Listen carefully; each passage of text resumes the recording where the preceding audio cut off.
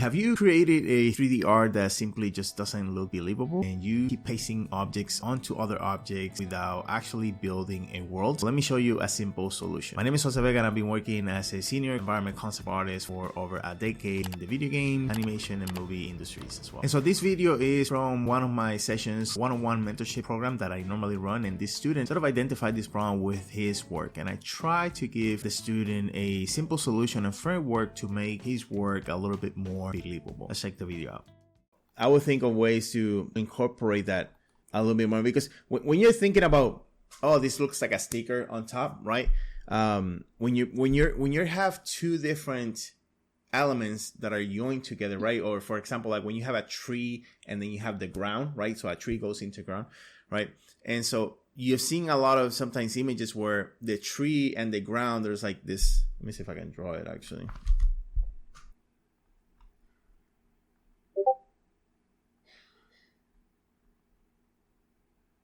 There we go. All right. So, you know, when you have like, if you have like a tree, right? And you have, you know, some sort of like ground, right? Especially if you do this in 3D, you can tell the very, it almost look like you said, like a sticker when you look at this area here. Let me do like a little, right? When you have the ground.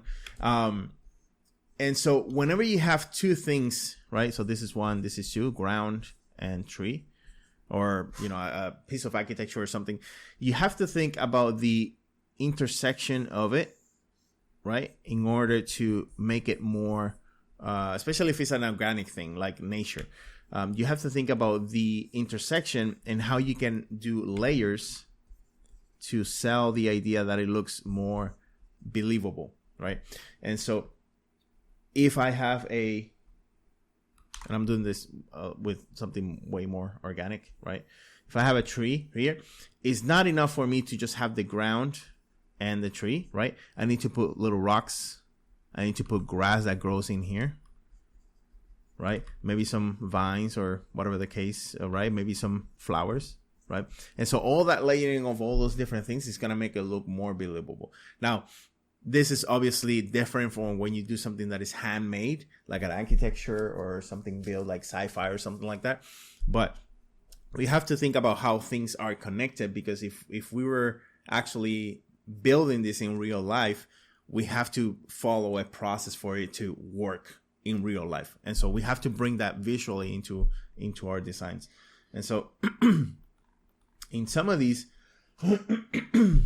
like, I'm thinking like, okay, how, if this is not, because of you, the way you have it, if this is not the same, right, the same material, or it didn't come from the same core element where it was like sculpted, for example, right, where it's all attached to each other, like how are these things attached to this structure, right? Same with this, and you know, same with this, right? It's not, you can't just put them there. In this case, on this one here, on this one's, right, this almost looks like, it gives me the illusion where, you know, when you have like, forgot what the name is, but it's like this thing that they're all like interlaced with each other, and because of the pressure with each other keeps them all together. I don't know what that's called, right? But it's all these pieces joined together almost like a knot, where they're almost like pieced together. So that gives me that feeling on this ones here, right? And so we have to either bring that to some of these, or bring it in a way where this is almost part of it, or is attached to it somehow structurally, right? This one looks like it's almost like it's becoming organic, like it's almost growing out of the stone or the stone, which is kind of cool in a sense, right? That's even more creepy. And so actually I think that's a pretty cool, I'm imagining things as I'm looking at it, but I don't know if that was the intention with you on that one, but yeah, so we have to think about it in that sense in order for it to look not like a sticker.